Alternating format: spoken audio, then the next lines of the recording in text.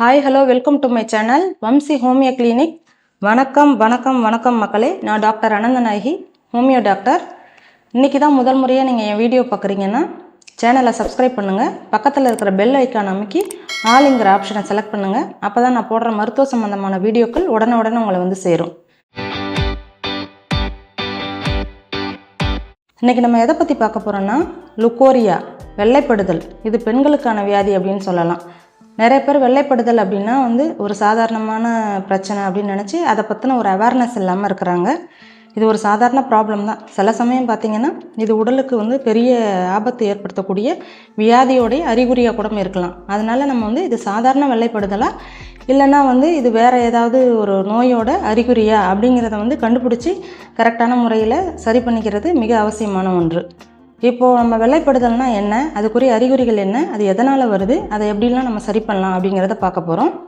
இப்போ வெள்ளைப்படுதலுங்கிறது பெண்களுக்கு பிறப்புறுப்புலேருந்து, அதாவது வெஜைனாலேருந்து வர ஒரு கலர்லெஸ் லிக்யூட், பிசுப்பாக இருக்கும். அதாவது ஒரு கலர்லெஸ், அதாவது நிறமற்ற ஒரு லிக்யூடு வரும். அது பிசுப்பாக இருக்கும்.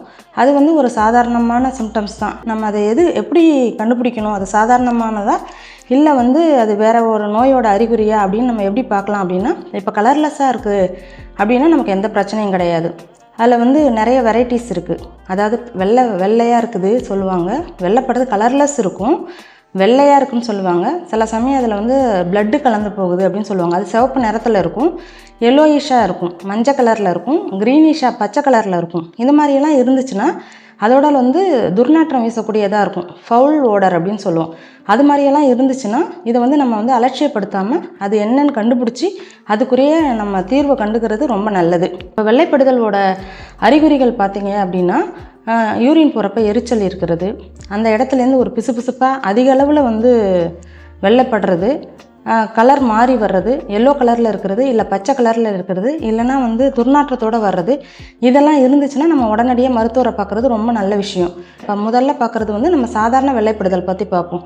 இது ஒரு பெண் ஏஜ் அட்டன் பண்ணுறதுக்கு, அதாவது பருவமடைகிறதுக்கு முன்னாடி சில நாட்களுக்கு முன்னாடியோ சில மாதங்களுக்கு முன்னாடியோ வெள்ளைப்படுறதுங்கிறது நார்மலான ஒரு விஷயம். அதுக்கப்புறம் ப்ரெக்னன்சியில் வர்றது ஒரு நார்மலான விஷயம், மெனோபாஸில் வர்றது ஒரு நார்மலான விஷயம், இல்லை மாதவிடாய்க்கு முன்னாடி, அதாவது பீரியட்ஸுக்கு ஒரு வாரத்துக்கு முன்னாடி இல்லை 2-3 நாளைக்கு முன்னாடி வருது, இல்லை 2-3 நாளைக்கு பின்னாடி வருது அப்படிங்கிற வெள்ளைப்படுதல்லாம் நமக்கு சாதாரண ஒரு விஷயம் தான். அது தன்னால் சரியாயிடும்.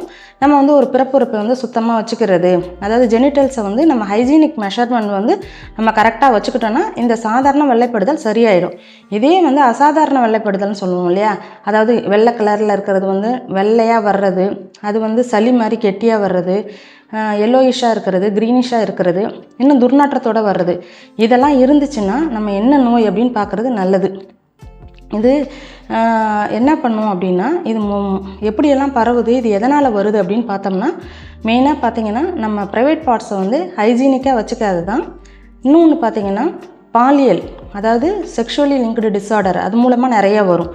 அது ஒரு செக்ஸுவல் இன்டர்கோர்ஸ் ஒரு ஹைஜீனிக் மெஷர்மெண்ட் இல்லாமல் வச்சுக்கிறது, இல்லை ஒரு நபர் பல நபருடன் உடலுறவு கொள்ளுது, இது மூலமாலாம் பார்த்திங்கன்னா மெயினாக பார்த்திங்கன்னா இது உடலுறவின் மூலமாக தான் அதிகமாக வரும். அதாவது அன்மேரிட் கேர்ள்ஸுக்கு வருது அப்படின்னு பார்த்திங்கன்னா கிருமி தொற்று மூலமாக வரலாம். இது என்னென்ன கிருமிகள்லாம் நம்மளுக்கு இதை தாக்கும் அப்படின்னு பார்த்திங்கன்னா, மெயினாக பாக்டீரியா, ஒட்டுண்ணிகள், ஈஸ்ட்டு, வைரஸ், இந்த மாதிரியெல்லாம் வரும். இது ட்ரைகோமோனாசிஸ் வெஜைனாலிஸ் அப்படிங்கிறது காமனாக வரக்கூடிய ஒரு இன்ஃபெக்ஷன். அது மட்டும் இல்லாமல் கிளெமைடியா, அதுக்கப்புறம் அந்த ஈஸ்ட் இன்ஃபெக்ஷன், அதுக்கப்புறம் ஹெர்பஸ் சிம்ப்ளெக்ஸ்ன்னு சொல்லுவாங்க, ஜெனிட்டல் சிம்ப்ளெக்ஸுங்கிற வைரஸ் மூலமாகவும் இது வரும்.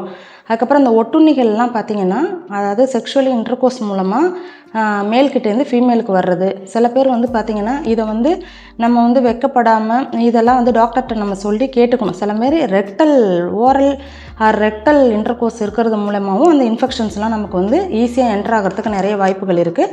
இது நம்ம ஒரு ஹைஜீனிக் மெஷர்மெண்ட் மூலமாக சுத்தமாக வச்சுக்கிறது, பிஃபோர் அண்ட் ஆஃப்டர் இன்டர்கோர்ஸ், உடலுறவுக்கு முன்னாடி பின்னாடி நம்ம சுத்தமாக உறுப்பை வச்சுக்கிறது, அது மாதிரி மாதவிடாய் காலங்களில் ஹைஜீனிக் மெஷர்மெண்ட் நம்ம கரெக்டாக மெயின்டைன் பண்ணுறது, அது மூலமாக இதெல்லாம் நம்ம அவாய்ட் பண்ணிக்கிறது ரொம்ப நல்லது. பீரியட்ஸ் அப்போ பார்த்திங்கன்னா சில பேர் நாப்கின்லாம் யூஸ் பண்ணுறாங்க இல்லையா, அது ரொம்ப நேரம் வச்சுருக்கிறது, பேடு மாற்றாமல் வச்சுருக்கிறது, அது மூலமாகவும் இந்த வெள்ளைப்படுதல் இன்ஃபெக்ஷன்லாம் நமக்கு ஜாஸ்தியாக வரலாம். அதுக்கப்புறம் உள்ளாடைகள் வந்து நைலானில் ஆனது, அந்த ஃபேஷனாக போடுறோன்னு சொல்லிட்டு வேறு மாதிரி மெட்டீரியல்லாம் யூஸ் பண்ணுறது, அதெல்லாம் இல்லாமல் நல்லா பியூர் காட்டனில் நம்ம யூஸ் பண்ணோன்னா இந்த மாதிரி வெஜைனல் இன்ஃபெக்ஷன்லாம் நம்ம தடுத்துக்கலாம். ட்ரைகோமோனாசிஸ் வெஜைனாலிஸ் அப்படிங்கிறது வந்து இந்த இன்ஃபெக்ஷன் வந்து ரொம்ப சிவியராக வந்து நம்ம உடல் உறுப்பை வந்து பெண் உறுப்பை வந்து தாக்கக்கூடியது. இது பார்த்திங்கன்னா இந்த பெண் இனப்பெருக்க உறுப்புங்கிறது இந்த வெஜைனாலிஸ்லாம் பார்த்திங்கன்னா சிறுநீர் பாதைக்கு பக்கத்துலேயே இருக்கிறதுனால ஈஸியாக அங்கேயும் தொற்று ஏற்பட்டுடலாம்.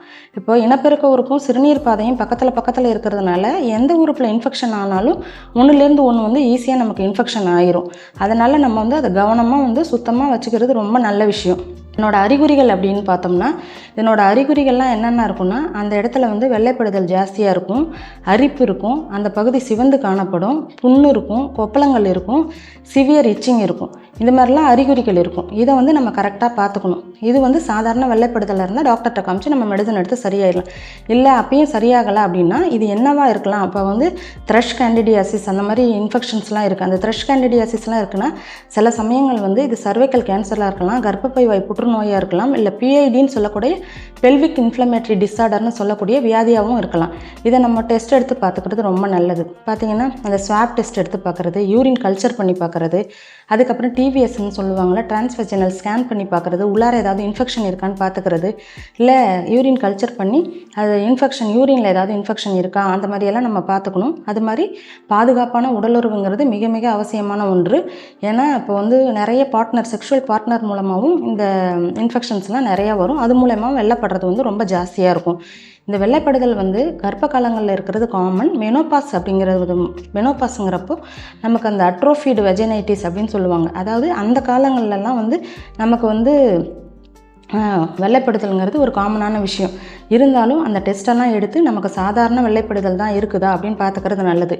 இதை இயற்கையான முறையில் நம்ம எப்படி சரி பண்ணலாம் அப்படின்னா, கிராமங்களில் சொல்லுவாங்க இல்லையா, கீழான இலையை அரைச்சி பாலில் குடிக்கிறது. இப்போ டெய்லிக்கும் வெறும் வயிற்றில் குடிச்சிட்டு வந்தால் அது சரியாகும்னு சொல்லுவாங்க. அதுக்கப்புறம் துளசி எடுத்து தண்ணீர் விட்டு அரைச்சி அதில் தேன் கலந்து உள்ளுக்கு எடுத்துக்கணும்னு சொல்லுவாங்க. அது மூலமாக இது சரியாகுதுன்னு சொல்லுவாங்க. சில பேர் என்ன சொல்லுவாங்கன்னா, கொத்தமல்லியை நைட் ஃபுல்லாக தண்ணியில் ஊற வச்சு அது காலையில் ஏஞ்சி வடிகட்டிட்டு அந்த தண்ணியை கொதிக்க வச்சு அதை ஆற வச்சு குடித்தா சரியாகும்னு சொல்லுவாங்க. சில பேர் கொய்யா இலையை கொதிக்க வச்சு அதை வடிகட்டிட்டு அந்த தண்ணியை குடித்து வந்தால் சரியாகும், அந்த மாதிரியெல்லாம் நிறைய சொல்லியிருக்காங்க. அதுக்கப்புறம் வெந்தயம் இருக்கு இல்லையா, வெந்தயத்தை வந்து ஒரு 2 ஸ்பூன் தண்ணியில் போட்டு ஒரு 1 லிட்டர் தண்ணியில் கலந்து அது 5 மில்லிலிட்டர் வர்ற வரைக்கும், 1/2 லிட்டராக ஆகிற வரைக்கும் அதை கொதிக்க வச்சு அந்த தண்ணியை குடிக்கிறதுனாலையும் அது சரியாகுதுன்னு சொல்லுவாங்க. இன்னும் சில பேர் வந்து வெண்டைக்காயை வந்து மோரில் இல்லை தயிரில் ஊற வச்சு அதை சாப்பிட்றது மூலமாகவும் வெள்ளைப்படுதல் சரியாகும்னு சொல்லுவாங்க. இப்போ ஹோமியோபதியில் பார்ப்போம். ஹோமியோபதியில் பார்த்திங்கன்னா வெள்ளைப்படுதலுக்கு வந்து நிறைய மெடிசன்ஸ் இருக்குது. கம்ப்ளீட்டாக க்யூர் பண்ணக்கூடிய நிறைய மெடிசன்ஸ்லாம் இருக்குது. இப்போ பார்த்திங்கன்னா என்னென்ன மெடிசன்ஸ்லாம் இருக்குது அப்படின்னு பார்த்தீங்கன்னா, நாட்ரம் யூரியாட்டிக்கம், கல்கேரியா கார்பு, சல்ஃபரு, கிரியோசோட்டம், ஓவாட்டோஸ்டா, அலுமினா, செப்பியா, நேட்ரம் யூரியாட்டிக்கம், இந்த மாதிரி இப்போ சொல்லிக்கிட்டே போகலாம். பொவிஸ்டா, போராக்ஸு, இந்த மாதிரி நம்ம நிறைய மெடிசன் சொல்லிக்கிட்டே போகலாம். நம்ம கிளினிக்கு ஒரு 44 வயசில் ஒரு அம்மா வந்தாங்க.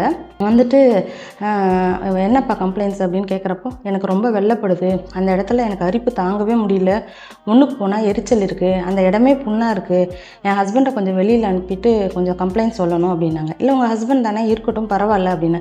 இல்லை நான் கொஞ்சம் கம்ப்ளைண்ட் சொல்லணும் டாக்டர், அவங்கள கொஞ்சம் வெளியில் போக சொல்லலாமா அப்படின்னு கேட்டாங்க. சரி சார், நீங்கள் கொஞ்சம் நேரம் வெளியில் இருங்க சார் அப்படின்னு சொல்லிட்டு அவங்கள்ட்ட சிம்டம்ஸ் கேட்குறப்போ ஃபஸ்ட்டு நான் வந்து எக்ஸாமினேஷன் பண்ணி பார்த்தேன். அப்போ பார்த்தீங்கன்னா அந்த இடம் பார்த்திங்கன்னா அவங்களுக்கு வந்து அப்படியே செவந்து போய் அப்படியே ஒரு மாதிரி புண்ணாக ஒரு மாதிரி ஃபங்கல் இன்ஃபெக்ஷனோட பயங்கரமாக இருந்துச்சு அந்த பார்ட்ஸு. ஏம்மா இதை நல்லா சுத்தமாக க்ளீன் பண்ணி வச்சுக்கலாம் இல்லையா அப்படின்னு கேட்குறப்போ, இல்லை நான் சுத்தமாக தான் கழுவுறேன், உப்பு போட்டு கழுவுறேன் அப்படின்னு சொன்னாங்க. அப்படின்லாம் செய்யக்கூடாது, அப்படின்லாம் செஞ்சிங்கன்னா இன்னும் கொஞ்சம் இன்ஃபெக்ஷன் ஆகும், உப்புலாம் போட்டு கழுவக்கூடாதுமா, அது மாதிரிலாம் செய்யக்கூடாது, நீங்கள் வெறும் வாட்டரில் வாஷ் பண்ணலாமே தவிர நீங்கள் உப்பெல்லாம் போட்டு கழுவக்கூடாது அப்படின்னு சொல்லிட்டு, சரி சொல்லுங்கள் எதுக்காக ஹஸ்பண்டை வெளியில் போக சொன்னீங்க அப்படின்னு கேட்குறப்போ அவங்க சொன்னாங்க, இல்லை டாக்டர் எனக்கு வந்து அந்த இடத்துல அரிப்பு இருக்கிறப்ப பார்த்திங்கன்னா எனக்கு வந்து செக்ஸ் மூடு ஜாஸ்தி ஆகுது, இது எனக்கு எப்படி சொல்கிறதுன்னு தெரியல, 44 வயசில் உனக்கு இது இருக்கா அப்படின்னு சொல்லிட்டு என் பிள்ளைங்கள்லாம் கேட்பாங்க, இல்லை என் ஹஸ்பண்டே கூட என்னை ஒரு மாதிரி நினைப்பார், எனக்கு எப்பயுமே அதே மூடாக இருக்குது அப்படின்னு சொன்னாங்க. இல்லைம்மா, இது வந்து நீங்கள் தயங்கக்கூடிய விஷயம் கிடையாது. செக்ஸுங்கிறது ஒரு ஆபாசமான ஒரு விஷயம் கிடையாது. நீங்கள் ஃப்ராங்காக சொல்கிறது எனக்கு ரொம்ப சந்தோஷமான ஒரு விஷயம் தான் அப்படின்னு சொல்கிறப்ப, இல்லை டாக்டர், எனக்கு வந்து அது வந்து அரிக்கிறப்ப பார்த்தீங்கன்னா எனக்கு அதுவே தோணிக்கிட்டு இருக்கு. அப்படின்னு நான் வந்து இன்டர்கோர்ஸ் இருந்தாலும் உடலுறவு கொண்டதுக்கு அப்புறம் பார்த்தீங்கன்னா என்னால் இருக்கவே முடியல. ரொம்ப பெயினாக இருக்குது, ரொம்ப வலி தாங்க முடியலை. அதுக்கப்புறம் எனக்கு வந்து பிளட்டு கலந்து வெள்ளப்படுது அப்படின்னு சொன்னாங்க. சரின்னு சொல்லிட்டு அவங்கள நம்ம அனலைஸ் பண்ணி மென்டல் சிம்டம்ஸ்லாம் எடுத்துகிட்டு நான் வந்து அவங்களுக்கு வந்து செப்பியா அப்படிங்கிற ஒரு மெடிசன் வந்து 200 பவரில் வந்து மெடிசன் கொடுத்துட்டு ஓவாட்டோஸ்டா அப்படிங்கிற ட்ரைச்சுரேஷன் டேப்லெட் வந்து 3Xல் வந்து காலையில் 2 மதியானம் 2 நைட்டுக்கு 2 சாப்பிடுங்க, ஒரு 15 டேஸ் கழிச்சு வாங்கம்மா அப்படின்னு சொல்லிட்டு நான் கூப்பிட்டேன். அதுக்கப்புறம் அவங்கள்ட்ட அனுப்பிச்சிட்டேன். அவங்க ஹஸ்பண்ட் வந்து என்ன டாக்டர் எதுவும் பெரிய பிரச்சனையா அப்படின்னு கேட்டாங்க. அதெல்லாம் ஒன்றும் இல்லை சார், அவங்க வந்து கொஞ்சம் கூச்சப்படுறாங்க சிம்டம்ஸ் சொல்கிறதுக்கு, அதனால் அவங்கள வெளியில் இருக்க சொன்னாங்க அப்படின்னு சொல்லிட்டு நான் அனுப்பிச்சிட்டேன். அவங்க வந்து ஒரு 20 டேஸ் கழித்து திருப்பி வந்தாங்க. வந்த பிறகு சொன்னாங்க, கையெடுத்து கும்பிட்டாங்க. டாக்டர் வந்து உங்களுக்கு ரொம்ப நன்றி, எனக்கு இப்போ வந்து அந்த அரிப்பெல்லாம் இல்லை, அந்த இன்ஃபெக்ஷன்லாம் அந்த புண்ணெல்லாம் சரியாயிடுச்சு, எனக்கு சிகப்பாக இருந்ததெல்லாம் மறைஞ்சிருச்சு, ரொம்ப தேங்க்ஸ் டாக்டர் அப்படின்னு சொன்னாங்க. நான் பயந்தே போயிட்டேம்மா, எனக்கு ஏதாவது ஹார்மோனல் இம்பேலன்ஸ் வந்துட்டு ஏதாவது பிரச்சனை வந்து எனக்கு இந்த மாதிரி ரொம்ப செக்ஸ் ஆசை இருக்குதோ, உடலுறவு கொள்ளணுங்கிறதுல வந்து எனக்கு பெருசாக பிரச்சனை இருக்குதோ, என்ன இந்த வயசில் நமக்கு இந்த மாதிரி ஆயிடுச்சு, நமக்கு ஏதாவது ப்ராப்ளம் வந்துருச்சோ அப்படின்னு நினச்சி நான் பயந்துட்டேன். இந்த இன்ஃபெக்ஷன் அரிப்பெல்லாம் சரியான உடனே எனக்கு அது சரியாயிடுச்சு டாக்டர் அப்படின்னு சொன்னாங்க. எனக்கு அப்படிலாம் இல்லைம்மா, செக்ஸுங்கிறதோ உடலுறவுங்கிறதோ ஒரு ஆபாசமான ஒரு விஷயம் கிடையாது. இது வந்து அந்த இச்சிங் டிங்க்லிங் சென்சேஷன், அதனால் வந்து உங்களுக்கு அந்த மாதிரி ஒரு உணர்ச்சி தோன்றியிருக்கலாம்.